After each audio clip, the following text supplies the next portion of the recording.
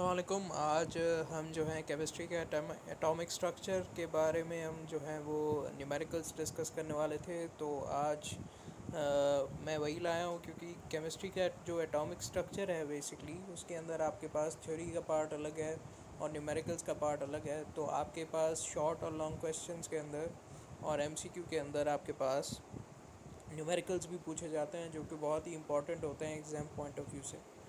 So without any further do हम start करते हैं इसे। तो इसके अंदर मैंने जो इतने भी आपके पास डू यू नो वाले आपके पास प्रॉब्लम्स थे जिसके अंदर हमने न्यूमेरिकल्स आपने देखे थे जो कि आइसोटोप्स पे न्यूमेरिकल्स थे, या प्रोटॉन और एटॉमिक नंबर, एटॉमिक मास और मोल कॉन्सेप्ट जो है, मतलब अभी तो खैर इतना नहीं है लेकिन आपके पास स्टोशियोमेट्री अभी तक जो है वो इतनी डिटेल में नहीं है। आपके पास एटॉमिक स्ट्रक्चर से रिलेटेड जितने भी न्यूमेरिकल्स हैं मैंने वो कोशिश किया है कि बुक जो आपकी सिंटेक्स बुक बोर्ड की है उसको लाते हुए आपके साथ ये मैं डिस्कस करूँ। सो पहला क्वेश्चन हम आते हैं जो what is the atomic number of N oxygen atom which have 8 electrons and 8 protons. ठीक है, यहाँ पे पूछ रहा है हमसे कि एटॉमिक नंबर क्या है ऑक्सीजन एटम का जिसके पास 8 इलेक्ट्रॉन और 8 प्रोटॉन की प्रेजेंस है। अब हमें पता है कि 8 इलेक्ट्रॉन्स और 8 प्रोटॉन्स जो हैं वो ऑक्सीजन एटम के अंदर हैं। ठीक है, और यहाँ पे एक और कॉन्सेप्ट है कि नंबर ऑफ़ इलेक्ट्रॉन जो है वो नंबर ऑफ़ प्रोटॉन के बराबर होते हैं। सही है, तो हाँ हम इसको कहते हैं कि ये एटॉमिक नंबर का जो कॉन्सेप्ट है ना, जिसमें आप एटॉमिक नंबर का जो कॉन्सेप्ट जब डिस्कस कर रहे होते हैं तो आपके पास नंबर ऑफ़ इलेक्ट्रॉन्स जो कि नंबर ऑफ़ प्रोटॉन्स के बराबर होते हैं, आप दोनों को ये एक ही कंसिडर करते हैं। तो यहाँ पे हमें दिया गया है 8 इलेक्ट्रॉन्स एंड 8 प्रोटॉन्स, लिहाजा हमारे पास जो आंसर होगा वो भी 8 ही होगा। मतलब atomic number equals to number of protons and number of electrons. ठीक है, वो दोनों जो है उन दोनों की प्रेजेंस से एटॉमिक नंबर बनता है और इसका आंसर जो है वो 8 होगा। Question number 2, find out mass number of chlorine which has 17 protons and 18 neutrons. Chlorine has an atomic number of 17 and an atomic mass of 35.45, meaning that an atom of chlorine consists of 17 proton, 17 electron and 18 neutrons. ठीक है, आपके पास यहाँ पे question में भी पूछा जा रहा है कि यहाँ पे क्लोरीन का जो है मास नंबर वो फाइंड आउट कीजिए, एटॉमिक मास फाइंड कीजिए। पहले हमने क्या कहा था, एटॉमिक नंबर फाइंड करना था ना हमें, अभी हमें फाइंड करना है एटॉमिक मास। ठीक है, एटॉमिक मास और मास नंबर एक ही बात होती है और उसके अंदर आपके पास जो मतलब आपके पास ओवरऑल एक सम होता है। ठीक है, उसको हम कहते हैं एटॉमिक मास। सही है, जैसे हमारे पास 8 था, वो एटॉमिक नंबर था, ऑलमोस्ट उसका डबल होता है वो। तो आपके पास जो है वो उसको हम कहते हैं mass number. Atomic number means number of protons and number of electrons. यहाँ पे स्पेलिंग मिस्टेक है, उसके लिए माफ़ी चाहता हूँ, लेकिन कॉन्सेप्ट यही है कि एटॉमिक नंबर जो है प्रोटॉन और इलेक्ट्रॉन की तादाद को कहा जाता है और मास नंबर का मतलब होता है एटॉमिक मास। ठीक है, यहीं पे ये क्वेश्चन आता है हमारे पास। तो 35.45 इसका मास नंबर है और इसके अंदर 17 प्रोटॉन्स होते हैं, 17 इलेक्ट्रॉन्स होते हैं और 18 न्यूट्रॉन्स होते हैं क्लोरीन के अंदर। ठीक है, अगर आपके पास गिवन हो कोई भी चीज़ तो आप उसकी मदद से फाइंड कर सकते हैं। अगर आपके पास प्रोटॉन गिवन है, ठीक है, तो आप प्रोटॉन और इलेक्ट्रॉन दोनों को एक ही तादाद में लिखेंगे क्योंकि प्रोटॉन और इलेक्ट्रॉन की तादाद ऑलमोस्ट सेम ही होती है। ठीक है, न्यूट्रॉन्स कभी कभार वेरी करता है, तो आपको हाफ ऑफ द आंसर उसका पता लग जाएगा फिर भी अगर आपके पास प्रोटॉन या इलेक्ट्रॉन दिए हों सम के अंदर। How many electrons, protons and neutrons are present in the cobalt. Okay, ठीक है, यहाँ पे कोबाल्ट के अंदर इलेक्ट्रॉन, प्रोटॉन और न्यूट्रॉन की तादाद पूछ रहा है यहाँ पे।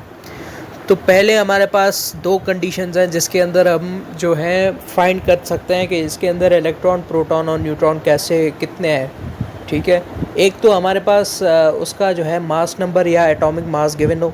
सही है। कोबाल्ट का जैसे हमारे पास 59 है मास, ठीक है, तो हम इससे एज्यूम कर सकते हैं कि इसको ही ब्रेक डाउन करके जो है नंबर ऑफ़ न्यूट्रॉन, इलेक्ट्रॉन और प्रोटॉन हम लोग फाइंड आउट कर सकते हैं। तो यहाँ पे जैसे इन्होंने दिया है कि atomic number is known as number of protons present in it, ठीक है। This means that the atomic number of given cobalt atom is equal to P equal to A और P इक्वल्स टू 27। यहाँ पे 27 है इसके number of protons, जो कि number of electrons के भी बराबर होते हैं, और नंबर ऑफ़ जो न्यूट्रॉन्स हैं वो बचे कुचे होंगे, ठीक है। जैसे 27 आपने फाइंड आउट कर लिया है नंबर ऑफ़ प्रोटॉन और इलेक्ट्रॉन, तो बचे कितने आपके पास 59 है टोटल, और अगर आप 27 उसमें से माइनस कर दें तो आपके पास 32 बचता है, सही है। तो आपके पास आ जाता है ये जो है एटॉमिक मास ऑफ कोबाल्ट है, सही है, जिसकी मदद से आप पता कर सकते हैं कि नंबर ऑफ़ न्यूट्रॉन्स कितने हैं 32, और 27 है number of protons and number of electrons. Question number 4, do you know any element which have no neutron in its atom. सही है, यहाँ पे एक ऐसा एलिमेंट की बात कर रहे हैं कि जिसके अंदर न्यूट्रॉन ही नहीं है, सही है, कोई भी न्यूट्रॉन नहीं है। वो कौन सा एलिमेंट है? Hydrogen is the answer.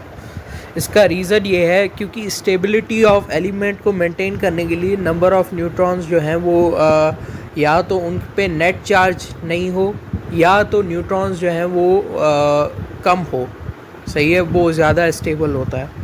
ये जब आप डिटेल में जब आप केमिस्ट्री पढ़ेंगे तो आपको पता चलेगा कि स्टेबिलिटी ऑफ एलिमेंट और नेट चार्ज का कॉन्सेप्ट क्या है, इन दोनों के बीच में रिलेशन क्या है।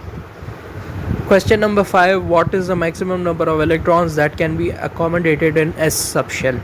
सही है, हमने 4 सबशेल्स पढ़े थे, S, P, D, F।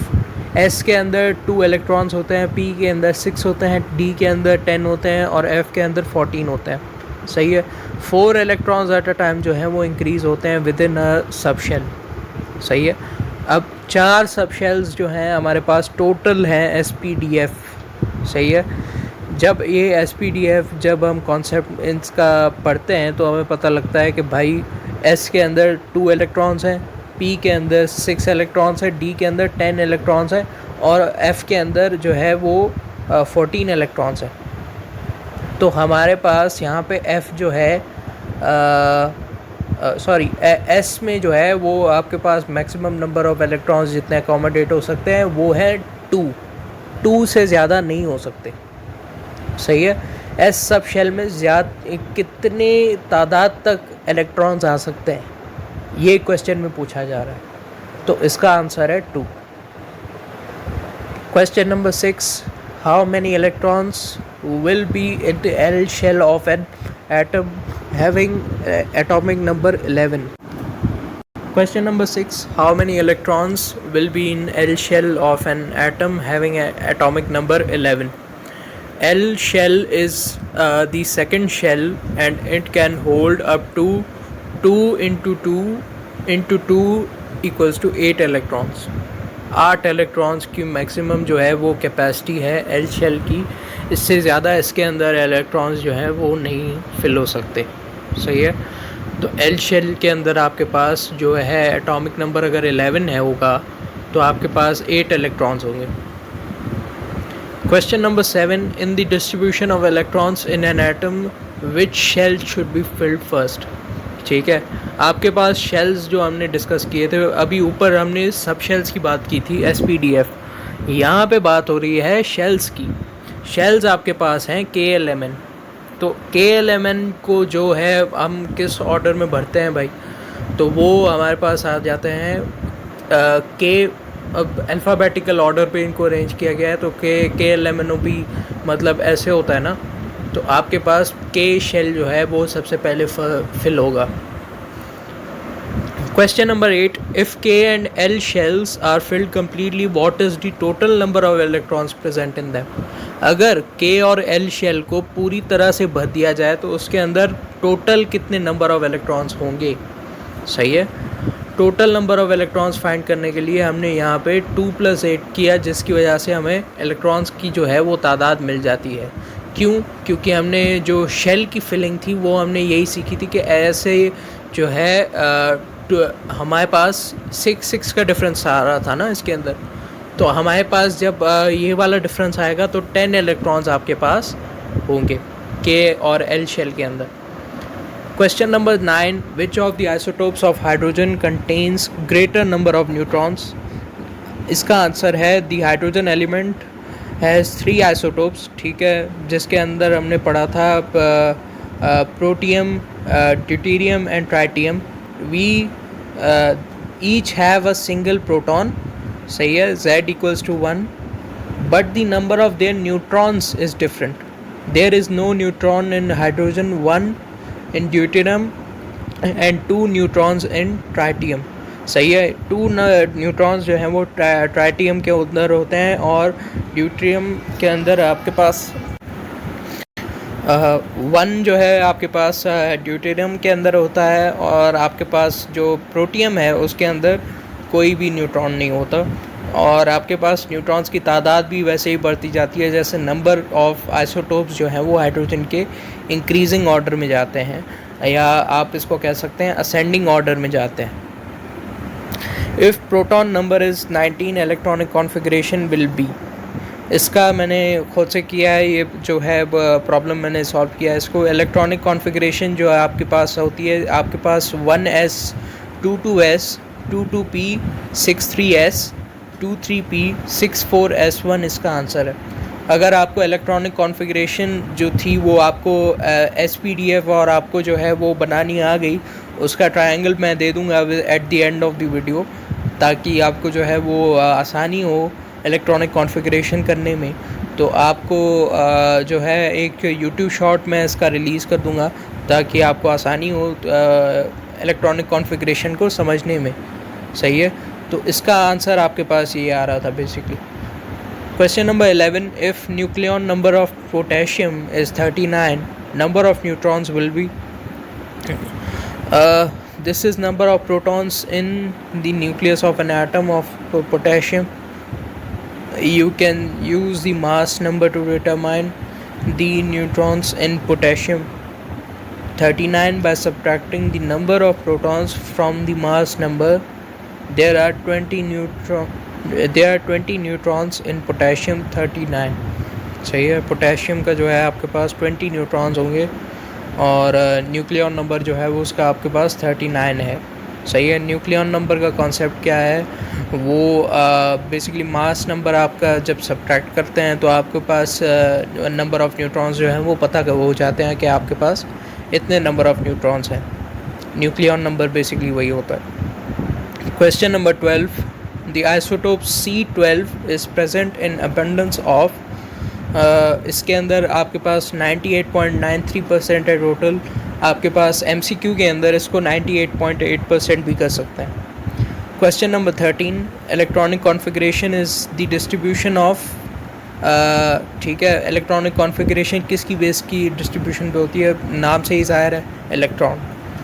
Which is the most penetrating neutron proton electron में से, तो आपके पास जवाब आना चाहिए न्यूट्रॉन, सही है। इसके अंदर अल्फ़ा पार्टिकल्स को भी इंक्लूड किया गया था, तो वो अल्फ़ा पार्टिकल्स भी अगर हम इंक्लूड कर दें, जस्ट 1 सेकेंड, अल्फ़ा पार्टिकल्स, ठीक है, अभी अल्फ़ा पार्टिकल्स को भी अगर हम इंक्लूड कर दें तो हमें पता चलता है कि न्यूट्रॉन जो है वो सबसे ज़्यादा पेनिट्रेटिंग पावर रखते हैं, क्योंकि उनके पास कोई चार्ज नहीं होता, तो वो जो है बेसिकली उनकी पेनिट्रेशन पावर उतनी स्ट्रॉन्ग होती है। How many sub shells are in a L shell?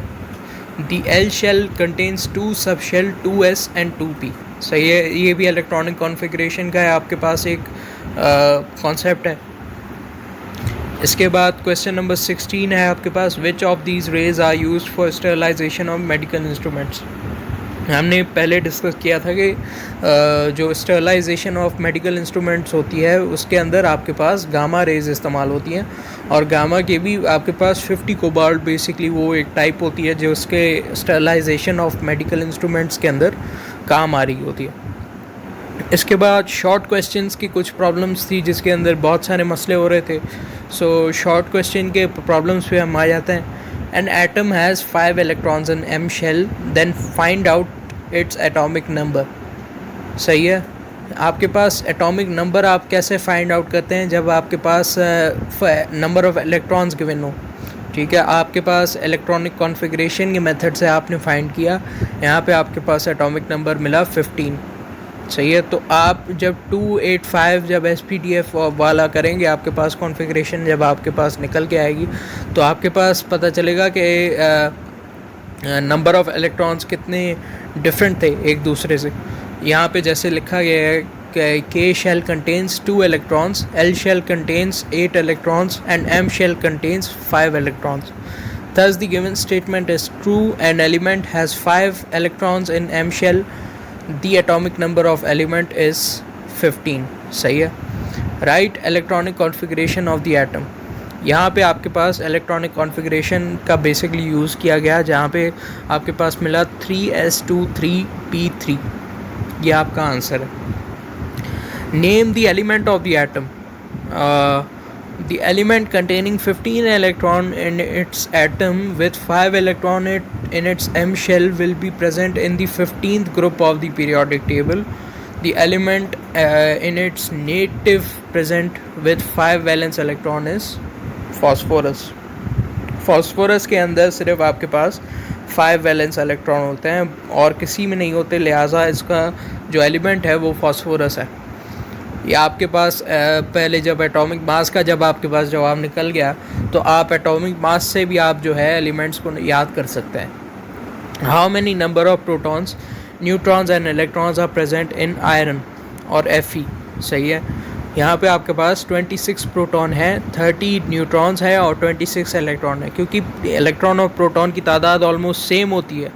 सही है। तो बचे कुछ आपके पास जितने 56 में से 30 माइनस करो तो 26 आते हैं। तो आपके पास मतलब 30 जितने भी जो बचे कुछ जो रिमेनिंग मास था वो आपके पास न्यूट्रॉन का मास था।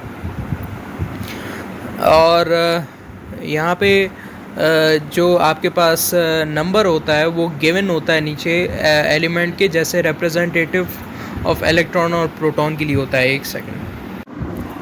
यहाँ पे हमें पता है कि 56 जो है वो आयरन का एटॉमिक मास है, ठीक है। जब एटॉमिक मास ऊपर लिखा होता है और जो हमारे पास जो मास नंबर होता है, basically atomic mass number same चीज़ होती है, तो आपके पास वो ऊपर चीज़ दी गई होती है। उसके सडनली नीचे एक चीज़ आपको और दी जाती है जिसको हम दूसरा नंबर, यहाँ पे जैसे मैंने लिखा है कि 26 इलेक्ट्रॉन और 26 प्रोटॉन है, तो ये आपके पास है एटॉमिक नंबर। सही है। और वो जो था आपके पास वो था एटॉमिक मास। ऊपर आपके दिया होता है एटॉमिक मास और नीचे आपके दिया होता है एटॉमिक नंबर। तो यहाँ पे एटॉमिक मास आपको दिया है, गिवन है, और यहाँ पे आपको जो है नीचे आपके पास एटॉमिक नंबर भी गिवन है। तो आप यहीं से नंबर ऑफ़ न्यूट्रॉन्स और प्रोटॉन्स का अंदाज़ा लगा सकते हैं। और सिमिलर चीज़ बाकी सब चीज़ों में भी आपको जो है वो नज़र आएगी। यहाँ पे आपके पास सारे जो हैं वो प्रोटॉन और इलेक्ट्रॉन तो बराबर ही होते हैं, तो ज़ाहिर है प्रोटॉन और इलेक्ट्रॉन जब बराबर होंगे तो सबका एटॉमिक नंबर सेम ही होगा। सो आई गेस दिस हेल्प्स। और ये जो मेजर मैंने कवर करवाए थे वो प्रॉब्लम्स और न्यूमेरिकल्स आपको समझ में आए होंगे। और ये वो वाले प्रॉब्लम्स थे बेसिकली। ये इसके अंदर ये नहीं है कि आपको जो थ्योरेटिकल पार्ट जो भी था वो भी कवर करवाया गया, लेकिन थ्योरेटिकल पार्ट पे आपको लेक्चर्स डिलीवर किए गए हैं इससे पहले, और उसको मैंने बाकायदे डिटेल में भी समझाया है। तो आई गेस वो डिटेल में आपको समझाने का कुछ फ़ायदा होना चाहिए और आपको वो समझ में आ जानी चाहिए। जहाँ तक न्यूमेरिकल्स का ताल्लुक़ है, मैंने इसके अंदर कवर करवा दिया है। सो उम्मीद है आपको पसंद आया होगा। और इंशाल्लाह मैं इलेक्ट्रॉनिक कॉन्फ़िगरेशन से रिलेटेड भी एक चार्ट का जो है वो यूट्यूब शॉर्ट्स पे लगा दूंगा, ताकि आपको जो है आसानी हो जाए। जब आप इलेक्ट्रॉनिक कॉन्फ़िगरेशन के सवालों को अटेम्प्ट करेंगे तो आपको एक क्लियर आइडिया होगा जहन में कि ये क्या है और इससे क्या रिलेशन बनता है और क्या जो है चीज़ें इसका बेसिकली इसके पीछे कॉन्सेप्ट क्या है, उसके पीछे साइंस क्या है। तो मिलते हैं इंशाल्लाह अगली बार तक, तब तक ख्याल रखिएगा। अल्लाह हाफ़िज़।